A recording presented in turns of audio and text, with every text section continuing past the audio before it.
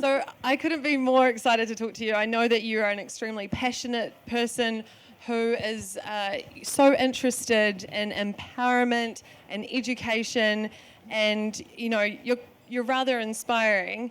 I'd like to sort of start at the beginning with you as well. And can you just tell us, since 2007, you've been looking after Tiki and in that music manager's world, but before that, tell us about your life growing up in Christchurch and some key parts of your journey that have taken you to where we are today. Oh my goodness, right. Give us your life story. Okay, just try and keep it brief, eh? So, as Fiona said, born and raised in Christchurch, which is not actually where we're from tribally. We're Ngati Maniapoto, which is Waitomo Caves, is where Dad is from. But he was sent down to Christchurch back in the 60s, so we were born and raised there away from our whānau, our hapu, our iwi, very disconnected. And so we really had to forge a pathway for ourselves. We were haututu kids, which means we were very experimental. We like to get up to all sorts of mischief. That's me, Tiki, and our big sister Moors. And very creative, very innovative.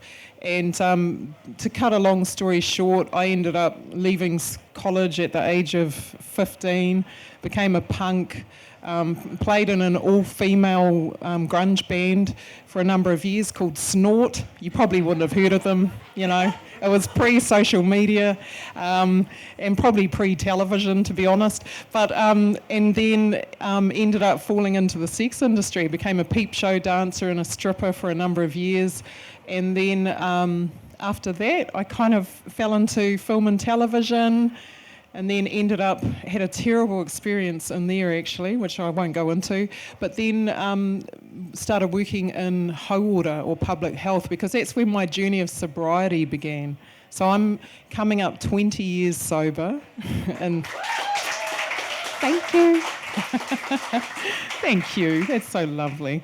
Yeah, so that's kind of it in a nutshell. I worked in the fitness industry for a number of years. I've done all sorts of things. Tiki always refers to me as the human Swiss Army knife, because I just, I can just flip out whatever you need, kind of thing. And I'm also a jack of all trades and a master of absolutely none. So don't expect me to excel at anything really. Okay. I think though, with all of that experience, it does give you this, this understanding and this knowledge, and from of people from all walks of life, and it does put you in kind of a position that may be unique, but definitely something that we can probably learn from. Going into 2007, after those experiences, with Tiki especially, were you surprised that who can forget the always on my mind, that was just such a banger. Were you keen? Did you see it coming, and how did it evolve that you were to take his manager's position as manager? For sure, I saw it coming when he was about 15. To be honest with you, so when I was playing in Snort, and he was standing. He was standing on the side of the stage going, yeah, with his hair out, and he just looked like such a crazy guy, he'd be going like this, and he was just so into music, he was playing air guitar all the time, and then he started learning the guitar at home by ear, and that's when I was like, okay, that's a talent. So when you can listen to a song on the radio, and then next minute you're playing it, I was like, okay, that's something pretty special. And then he started vocalising and singing, and his voice was just like, what is that? Because he's got quite a distinctive voice, Tiki, eh? I mean, he's flat as, but his voice is really distinctive. You hear it and you go, oh yeah, that's Tiki Taane, I know that voice. So I think it was kind of really obvious from then that he was going to forge this pathway for himself, and he certainly did. And I'm really proud of him for that, because there were a few moments where he could have really taken another pathway, where he could have gone down the gang pathway, was right there in front of him for a bit. The drug dealer pathway was right there. There was a few pathways that he could have gone down. But then I think the moment where I really knew was when he was in Salmonella Dub, and he came home one time. It was before he was a front man, so he was a sound man first, right? So he came home one time and he said, sis, I had a jam with the Salmonella Dub boys in the hotel room one night. and we ended up recording one of my songs. Do you want to hear it? I went, oh, hell yeah. So I remember lying in a tent in the backyard, listening to the song and going, holy shit. And it was on a Walkman, you know, and it was For the Love of It. You know, Virgin, do it for the love of it. It was that. And I lay there listening to it with my eyes closed going, oh my God, there it is. He's doing it. He's actually now putting that music out there. So, so when he went to go solo, I felt like it was like what everybody said here today, Poppy and Julia, which are both so inspiring, by the way. I'm so inspired by both of you. Was that thing of just knowing that you're the one to do something, you know, or knowing, what was it? You're perfect right now. Yeah, it was that. You might not be the only one, but actually I was the only one, I thought. Let's be real about it. I was like, get out of the way, everyone else, because he had a whole lot of people coming at him when he quit Salmonella Dub, you know, and I was just like fending them off like I was an American football player, you know, like get out, you know, big sisters calling rank. Yeah. So on that, you know, how do you think your relationship as brother and sister, you know, adds to, you know, his career in terms of the music? Well, we're pretty laid back in our whānau, you know, we all get on really well, and we make a point of that, and we've only ever had one major issue that's really stopped the clockwork, and we worked through that really quickly. So, you know, it's been 14 years of just having fun, being siblings, calling each other out, you know, doing what big sisters do to little brothers, doing what little brothers do to big sisters, be really annoying, you know, it's all that kind of thing. And these days we've actually taken a real new approach since COVID. So this year, I think it's also because we actually lost our father in December, which was, you know, it was a bit of a shock for us, but we came through that together as a family. That really brought us closer together, that whole experience of taking Dad home, because, you know, he got taken out of Waitomo at the age of 16, sent down to Christchurch. So that was our opportunity to take Dad home. So we drove him. It was really cool. We treated it like an event because, you know, we can't help but do that. We're all event managers and stuff. So, you know, we had this kind of event management approach to how we were going to get Dad home. But we had all the vehicles sorted and, you know, everything was sorted. And we drove him home across the ferry. And it was an absolute privilege. And since then, we've been even tighter. So once a week, we have a meeting now, which is the first time in 14 years that we've ever had a meeting. But we're up to like number 5. It's pretty cool, really exciting actually. I'm so sorry for your loss, by the way. I remember when that happened, and it was a super difficult time. I know you and how important, you know, your culture is to you, and celebrating being Māori, and not only that, but empowering other people to celebrate Māori. And so I want to kind of talk about, you know, culture in New Zealand and the revitalisation that we're seeing of Māori, about time, you know. But what does that look like to you in terms of Māori finally sort of being given this platform and being given a voice, and people sort of standing up and really actually fighting for a more equal approach across the country? Do you see that happening, and what's your sort of take on where we're at right now? Definitely. Like, we've come a long way, you know, as a nation, definitely, and just so many incredible things are happening and are starting to happen, like even waiata anthems. I mean, that's just profound, you know, what the impact that's had on on all of us, because we all love music, right? And to be able to go to a 660 concert and hear a waiata Māori is just beautiful, and to know that everyone in the audience connects with that now, whereas before might not have felt like they were able to connect with that. I think that's where we're at, and that's where we need to be, is where we are really starting, because we kind of had this time where we had to be quite separate as Māori, and we still have that space where we need that, where we need to go into our own wānanga. But I think we also realise and recognise that we have to open up our spaces to everyone else, and that's where a lot of the true magic lies from here, is around non-Māori being in Māori spaces. Not necessarily like being in the marae, it doesn't have to be physical, but we're in spaces where Māori are leading that space or are creating that space, and where everybody feels welcome to come into it, and I think that's where the magic truly lies. I think we're living in this time now as well. We see more frequently racism being called out, and in the same breath, more conversations about progressiveness and togetherness are taking place. When faux pas are made, when things are done that sit outside the cultural norms or what's accepted, what from your perspective is a good way that those are dealt with?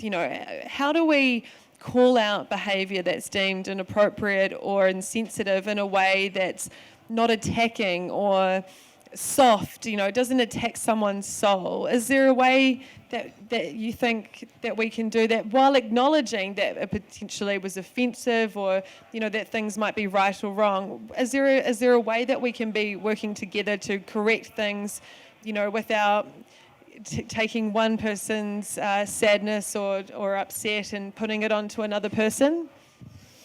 Yeah, 100%. I think that it's really important to always keep the bigger picture in mind, and that we move as quickly as possible away from things being personal. Big fan of that, because it's never really personal, actually, and that kind of goes for any raru or problem that exists. It's never really personal. If you draw away from it and then you place that thing objectively between you, and you remove the personal part of it, you actually see what it is. You see it for what it is. And I think with a lot of the racism stuff, it's learned behaviour. It's not even recognised as being racism, because sometimes it's so subtle.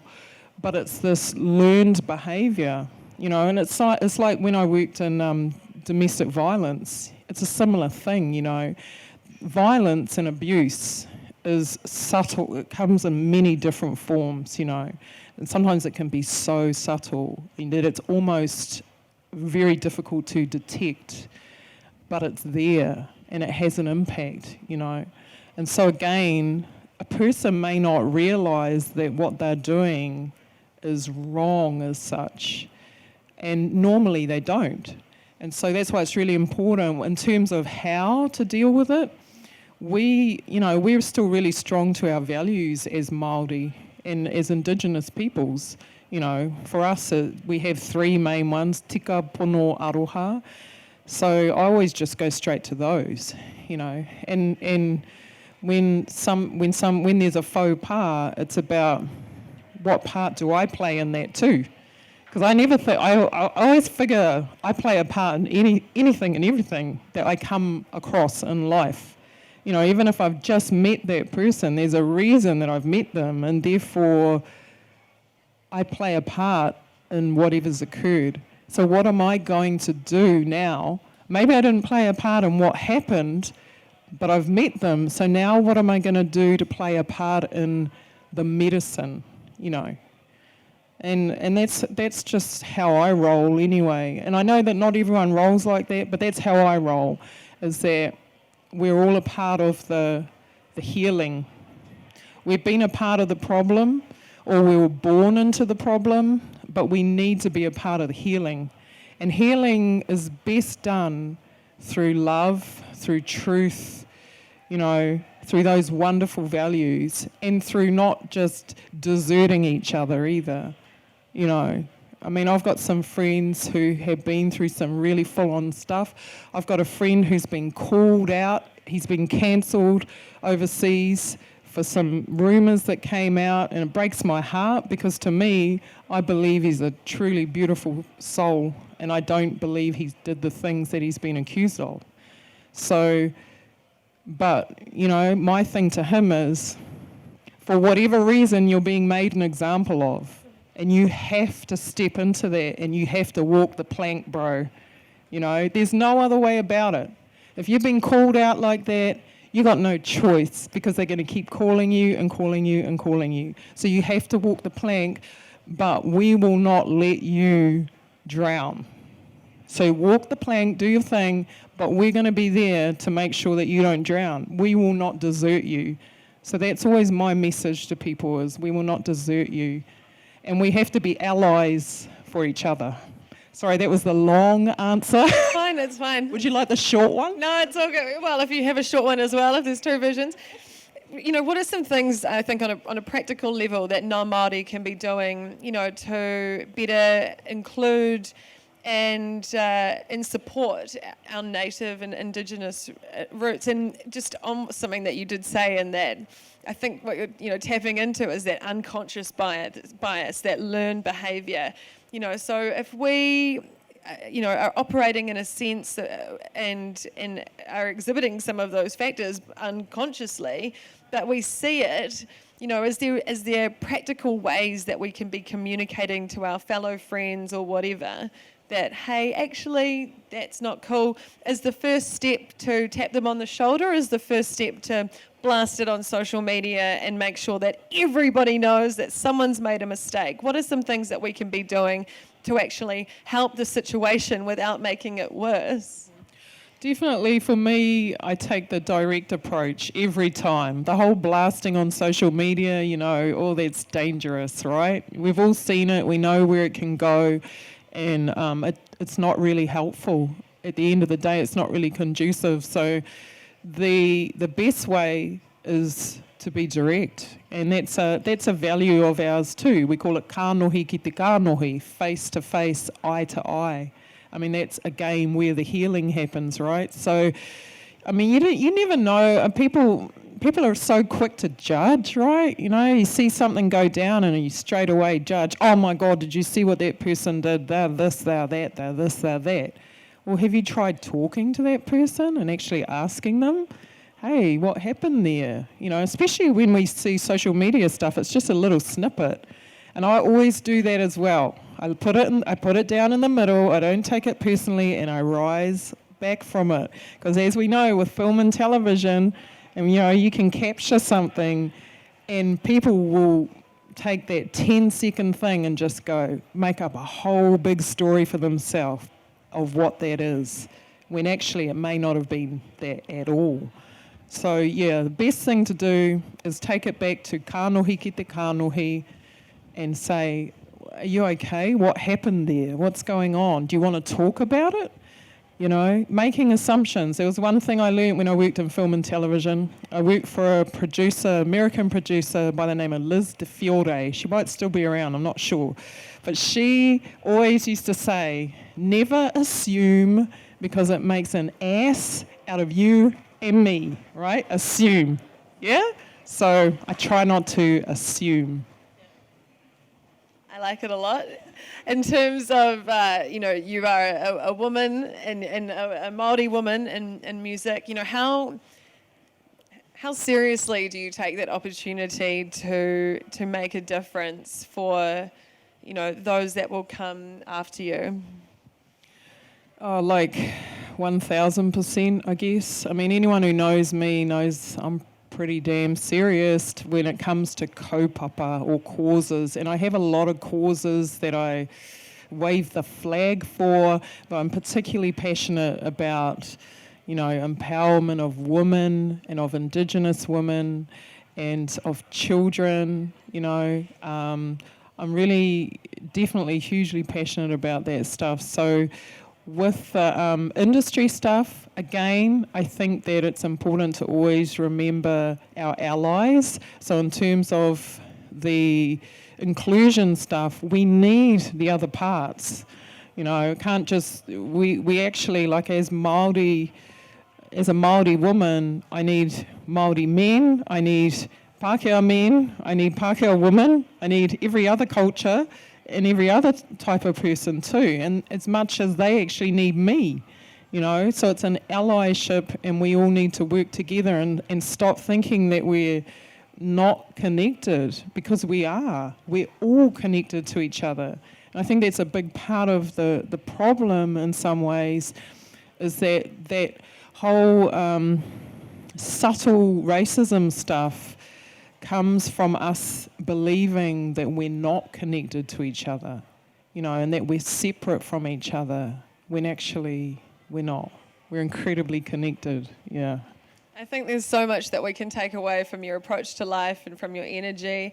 You know, I'm truly grateful for your time. Just to wrap up, you know, in terms of outlook, you know, if we were to put it down to something as simple as, you know, Cindy saying, be kind, you know, what's an outlook that you hold dear, or something that you're always trying to remember, or an energy that you're trying to put out, you know, never give up might be what, you know, what is something that means something to you that you remind yourself of daily? I know I'm putting you on the spot here, but, you know, there's a few things, I think, in your life, but, you know, non-judgment is one, but, you know, just taking it even back to values, what are some that you know, that you live by, that, you know, you hope that others encompass into their own lives? Yeah, I think the non-judgment thing's a big one. I'm always trying to work on that more, but communication is probably the key one for me, around learning better ways of communicating, not just in terms of articulating, you know, what I need to articulate, but trying to do it in a better way, you know, so that it can be received in the best way possible, you know, like what Julia was saying, I really resonate with that everything is an opportunity to learn, you know. A lot of the time we go into these things thinking that, well, we don't even know why we go into them, and then we realise, I'm here to learn. So, an example, I signed up for Tinder on 1st of January. I know, right? Hey, I'm standing in there, okay? I'm not ashamed. And I know most people are, but I'm not, right? So I'm like, and all my friends and whānau are going, yes, because finally it means that I'm ready to date, right? But I'm like, I realise I'm in this to learn, you know, because it's so intriguing, to be honest with you.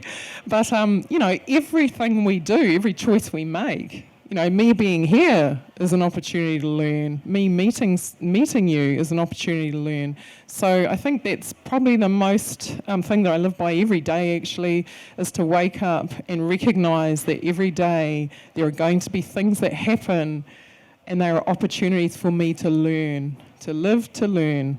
Same thing, right? Yeah. Thank you so much for your time, Ninakaye.